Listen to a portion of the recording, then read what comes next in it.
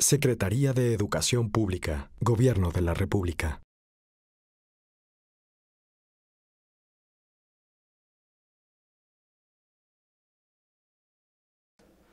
El año pasado recordarán quizá que hicimos un libro por el centenario de Octavio Paz y dejamos ya echados a andar estos que aparecieron entre fin del año y principios de con esa misma intención.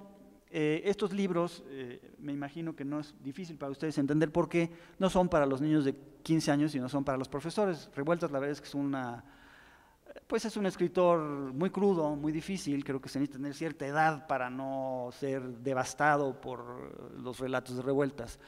Y Huerta, que es un poeta, digamos, alegre, pues realmente es un poeta muy relacionado con la historia, con la circunstancia, y también se requiere tener una serie de información histórica, cultural, pues para tener realmente un interés por los poemas, sin contar con que también hay unos, digamos, pues un poco fuertes para un muchacho de 15 años o una niña.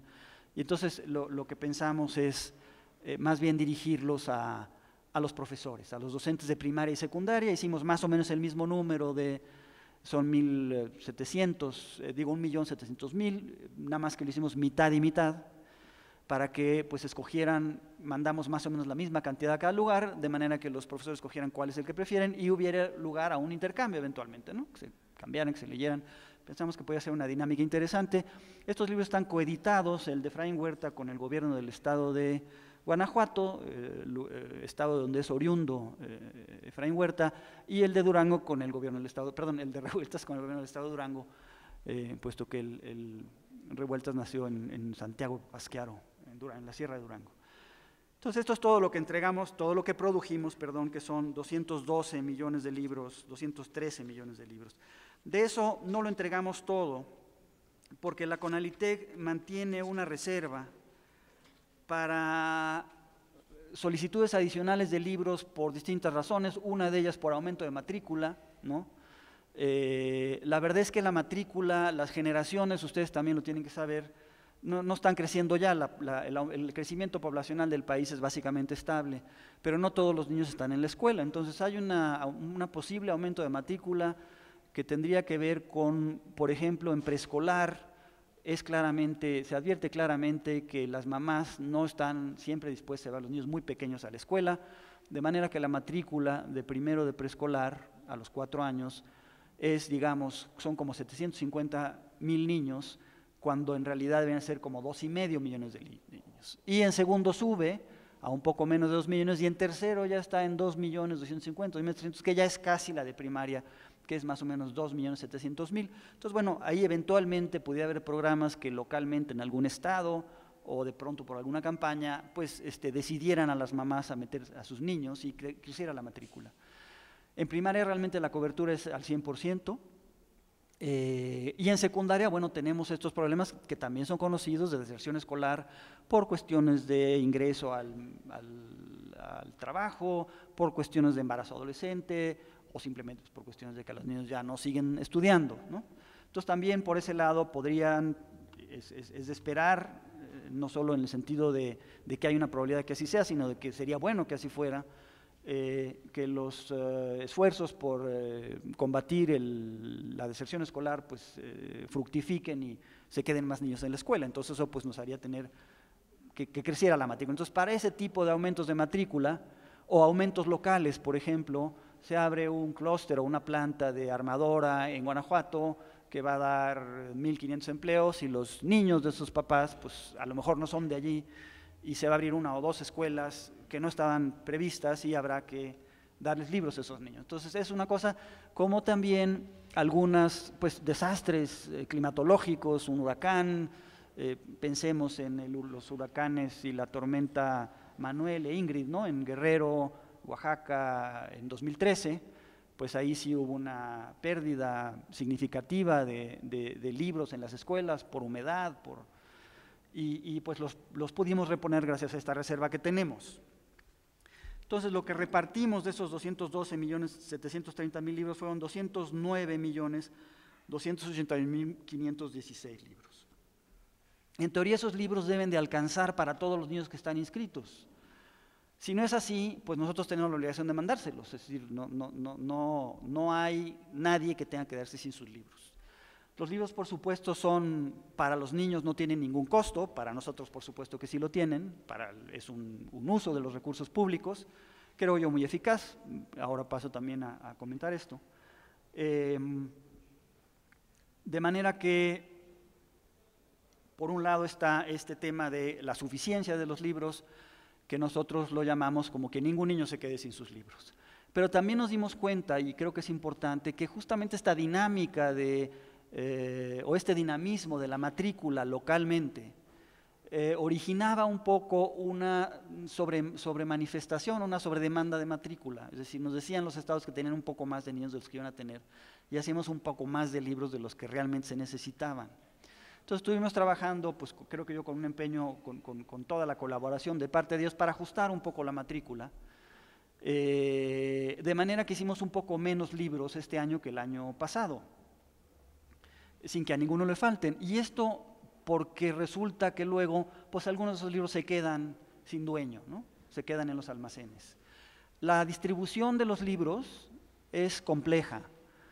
Hay que pensar que hay más o menos 220,000 escuelas, 228,000 escuelas repartidas por todo el país, desde las grandes escuelas de los centros urbanos hasta las escuelas perdidas en las estribaciones de las sierras o en las islitas de Centla, del Tabasco, en los lugares pues más alejados, digamos, ¿no? Y a todas ellas llegan los libros eventualmente. La CONALITEG, la responsabilidad que tiene es hacer llegar los libros, además de producirlos desde luego y almacenarlos en 2 almacenes que tenemos. Uno de ellos está en Tlanepantla, en el municipio de Tequesquinahuac, y el otro está en el municipio del Marqués, un poquito antes de llegar a la ciudad de Querétaro. En esos 2 almacenes tienen una capacidad más o menos sumada para 150 millones de libros. La verdad es que casi nunca los tenemos llenos, sería un problema que los tuviéramos llenos. Quería decir que nos hemos retrasado en la distribución de los libros. Nosotros, conforme empezamos a recibir libros, y en el momento en que es eficiente mandarlos, tampoco podemos mandar de uno en uno, los empezamos a mandar a los almacenes de los estados. Entonces, de esos 2 grandes almacenes, mandamos a los almacenes que las entidades federativas tienen establecidos en sus localidades, ¿no? Los sistemas de almacenes pues, se han desarrollado desde los 92 que se entró en vigor este acuerdo, digamos, que federalizaba una serie de atribuciones y responsabilidades de la educación pública, y pues obedecen a los recursos, a la capacidad organizativa, a la geografía de cada entidad. Por ejemplo, Yucatán tiene solamente uno, cerca de Mérida. Yucatán, si lo pensamos, pues es un estado relativamente llano, es un estado cuya red carretera parte casi toda de Mérida, es radial, no es un estado muy extenso.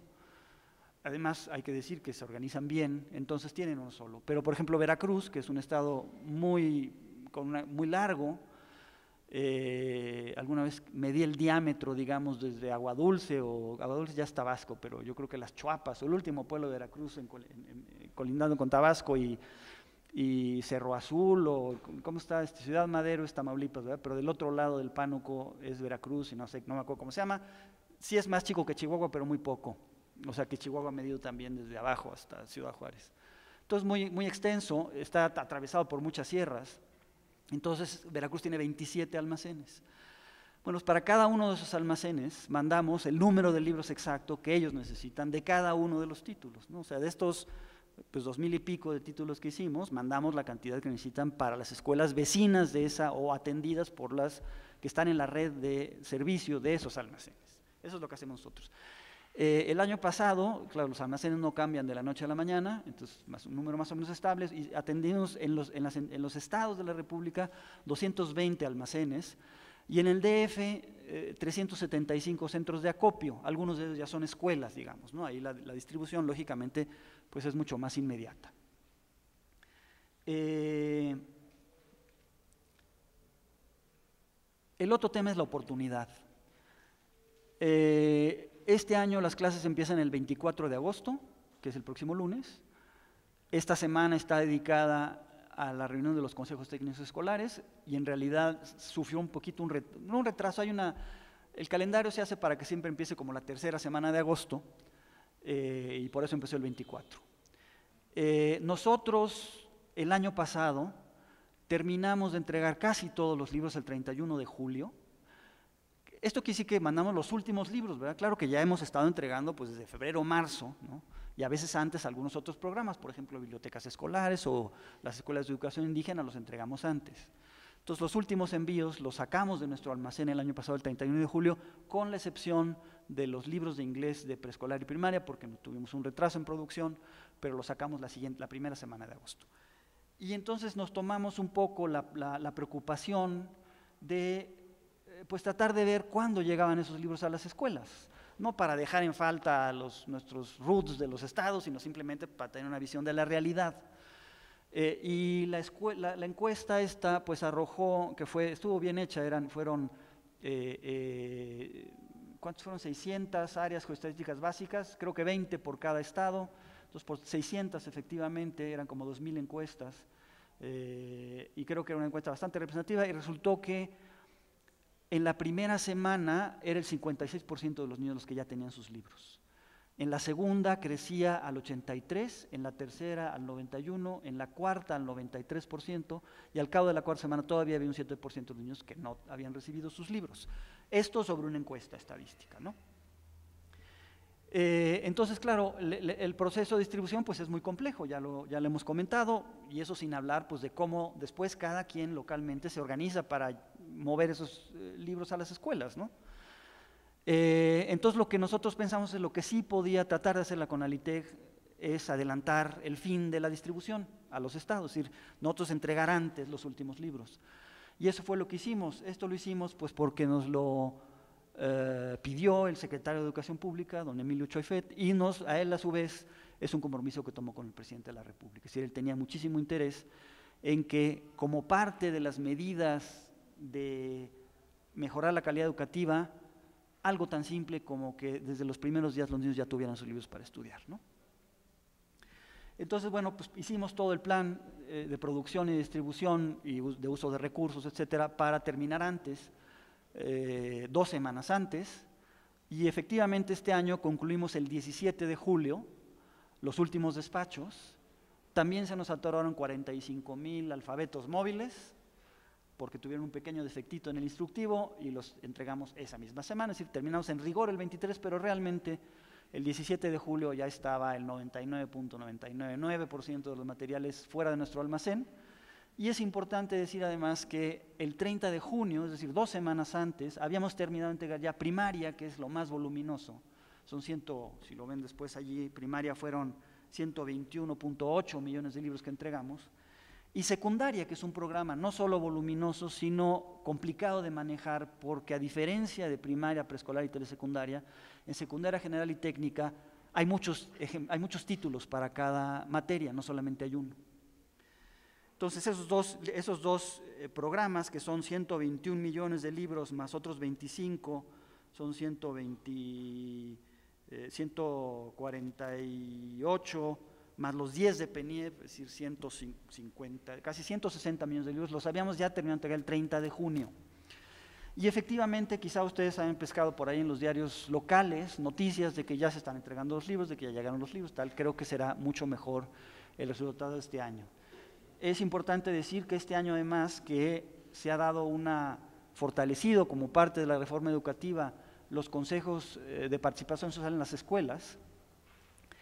Se ha organizado con ellos una especie de auditoría social de la llegada de los libros a las escuelas, es decir, este año en las redes de comunicación del CONAPACE, que es el Consejo Nacional de Participación Social en la Educación, cuyos integrantes son los consejos de cada escuela, habrá un cuestionario donde los responsables de esos consejos, los integrantes de esos consejos, que son los padres, hay autoridades educativas presentes y entiendo que también hay incluso autoridades locales, son los que nos van a decir cuándo recibieron los libros, si los llegaron completos, si están en buen estado, en fin, una serie de, un conjunto breve pero importante para nosotros de preguntas que nos van a permitir saber pues cuál fue el resultado de este esfuerzo de adelantar un poco la entrega de los libros. Y en realidad, de nuevo, pues más que buscar esto para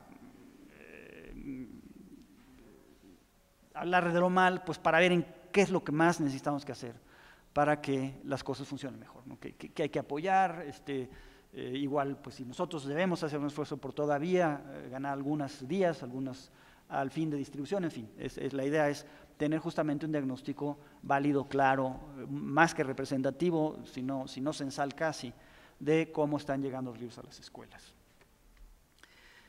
Hay otro tema importante, entonces hablamos ya de la suficiencia, si no debe haber ningún libro ningún niño que le falten sus libros.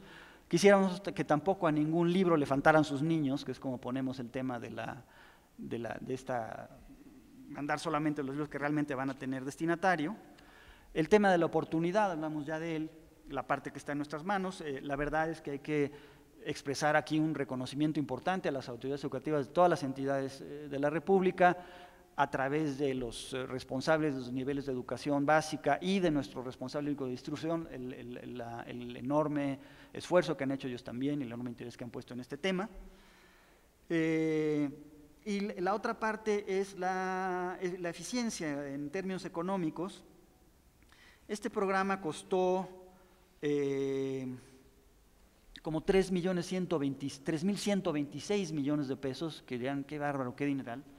Pero si ustedes lo dividen entre los 29 millones de beneficiarios, resulta que cada uno nos cuesta, todo tomado en cuenta, 108 pesos. Entonces, esto es un dato que me parece habla de la gran eficacia de este modo de hacer llegar el conocimiento, la información, que no margina a nadie, es decir, a donde se pueda llegar caminando puede llegar un libro, que les garantiza a todos los niños tener un mínimo, que creo que es un mínimo más que solvente en términos de conocimiento, de rigor en los conceptos que se expresan, de enseñar el uso del idioma y de la lengua, de enseñar las habilidades numéricas. Sí, creo que están muy bien hechos los libros de texto. Entonces, todos los niños, sin importar su condición, porque no obsta para ello que no tuviesen el dinero, tienen acceso a estos libros, ¿no? Y eso pues creo que fue una de las grandes aportaciones, en particular yo creo que el secretario Torres Bodet, a raíz de su experiencia, primero con José Vasconcelos en el 21, del gobierno de López Mateos, y de don Martín Luis Guzmán, que fue el primer director de la comisión, pues de asegurar en esta parte que son los libros y materiales de estudio, la igualdad de oportunidades y de esta, digamos, estandarización en una base mínima muy generosa, yo digo, de todo lo que ellos pueden aprender, porque pueden aprender cualquier otra cosa más, ¿verdad? Bien, desde el año pasado publicamos en un tiro corto, porque salió un poco después ya de terminado el ciclo, el catálogo de los libros de la CONALITEG. Este año lo hemos vuelto a hacer, justo con la terminación del ciclo, está ya circulando pues entre autoridades educativas, van a ustedes a llevarse uno. Y el catálogo lo que quiere es dar, desde luego, cuentas, es un instrumento evidentemente de transparencia. También es un instrumento para documentar la actividad del Gobierno Federal y la Secretaría de Educación Pública y de la Comisión en el ramo de la producción y distribución de los libros de texto y otros materiales educativos. Y entonces verán ahí que están por programa todos los libros que se produjeron y se entregaron este año, con su ISBN, con su número de páginas, con su formato, con su portada, con su tiraje. Y además al principio está un par de cuadros, en uno de ellos está la matrícula por estado y por programa, es decir, cuántos libros de cada uno de esos programas traemos en cada uno de los estados, cuya suma total son estos 209 y pico millones de libros, y luego los costos de cada uno de los programas y algunos indicadores, cuántos títulos corresponden a cada programa, cuánto nos cuesta, por ejemplo, ahí pueden ustedes ver que el promedio del costo de un niño en sus libros de macrotipo de secundaria, por ejemplo, son 2,000 pesos lo que nos cuesta un niño, ¿no? Y un niño de preescolar en cambio, nos cuesta 10 pesos solamente lo que le mandamos, ¿no? Entonces es decir, no hay ningún niño promedio ni ningún libro promedio. El costo promedio, lo verán allí, es de, no, pues no tiene costo promedio, pero se puede sacar muy fácil. Creo que son 14.70 por libro. Entonces, bueno, eso es más o menos el uso de los recursos que tenemos. Quisiera nada más, por último, hablar del programa de secundaria, porque es importante. El programa de secundaria empezó en 1997 y hubo, a diferencia, como decía yo, del de primaria, que es un texto único, y que tiene la justificación, creo yo, en controlar la calidad del conocimiento que se difunde. En secundaria, bueno, los chicos están más maduros, tienen otro tipo de criterio, es más complejo el conocimiento, digamos, está un poco más sujeto a algunas modulaciones de punto de vista, digamos, ¿no? Finalmente lo que se enseña en los libros de texto pues es ciencia, no son opiniones, no son creencias, son conocimientos, es información, pero esa información se puede tener puntos de vista, ¿no? Entonces, en secundaria, lo que hizo la Secretaría de Educación Pública es, sobre un plan y un programa de estudios único y sobre unos requisitos pedagógicos que debían contener los libros, invitar a los editores a hacer propuestas para estos textos. Entonces, el papel que juega la Secretaría de Educación Básica a través de la Dirección General de Materiales es hacer una convocatoria periódicamente para pedir libros. Si cambian los programas, obviamente se hace una nueva convocatoria, para pedir libros para primero, segundo y tercero de secundaria en las distintas materias que tiene la secundaria. La secundaria tiene 17 materias con el plan de estudios actual, pero el catálogo de secundaria que verán aquí tiene 400 libros, es decir, que hay materias que tienen hasta 30 posibilidades distintas de libro. Estos libros se adquieren directamente de los editores, no los imprime la CONALITEC, los compra terminados, con los derechos de autor desde luego incluidos, ¿no? Y el gran asunto es cómo escogen los profesores cuál de estos libros quieren. Hasta antes de 2008, la CONALITEC enviaba a los centros de maestros, que son centros que entiendo que tienen que ver con, por ejemplo, trámites, son los que maneja el sindicato. ¿El CENTE es correcto o no? ¿Perdón? Formación continua. La Dirección de Formación Continua, allí entiendo que hay trámites de registro de los docentes, es decir, van allí con regularidad. Entonces allí se ponen las colecciones, se ponen los 400 títulos para que ellos los puedan hojear, que siempre es una mejor manera de ver si un libro es más interesante que otro. Pero a partir de 2008 la comisión puso en servicio un programa en línea que tiene las siguientes capacidades. Para empezar, permite al director general de secundaria general o secundaria técnica de cada entidad administrar su matrícula, es decir, estos números de niños que nosotros acordamos con ellos que tendrían, él los puede repartir en las escuelas que tiene, ¿no? De manera que el director de secundaria general de Colima, que tiene 120 escuelas o 160 escuelas, dice, pues mira, yo tengo 124,000 niños, bueno, ¿cuántos voy a tener? Y va repartiendo esa matrícula. Y el director de la escuela hace sus grupos y asigna a los profesores a sus grupos. Y cuando el profesor tiene su grupo asignado, entonces el profesor puede entrar, registrarse en nuestro sistema y tiene el catálogo en línea, donde se pueden hojear los libros. Y entonces dice, bueno, yo voy a dar biología en el turno vespertino de primero de secundaria y me gustó el libro de Trillas. Y entonces en la base de datos se van registrando todas esas selecciones por el número de niños que tiene o de niñas, y se construye una gran base de datos en donde la CONALITEC puede saber cuántos libros tiene que hacer de cada uno de esos 400 libros según la demanda que tiene. Ahí sí la demanda es uno a uno, ¿no? Porque se supone que de pronto, pues sí, también hay grupos muy grandes, parece que resuelven esto de otra manera. Tenemos 22 entidades federativas que hacen uso de este sistema y otras 10 que no lo hacen, porque pues son finalmente soberanos, pueden tomar sus decisiones y escogen por academias, por municipios, con otros criterios sus libros, y nos pasan ellos a nosotros, o a veces es porque ellos prefieren usar el sistema que ellos ya tienen, y nos pasan ellos, tienen desde 2014 la obligación de cargar en nuestro sistema ese pedido, digamos, esa selección que necesitan para su entidad federativa, para su estado. Entonces, claro, con eso nosotros hacemos complicado pedido, ¿no? Hay libros que tienen tirajes de 300,000 o 400,000, pero los hay también que tienen 20,000 ejemplares nada más.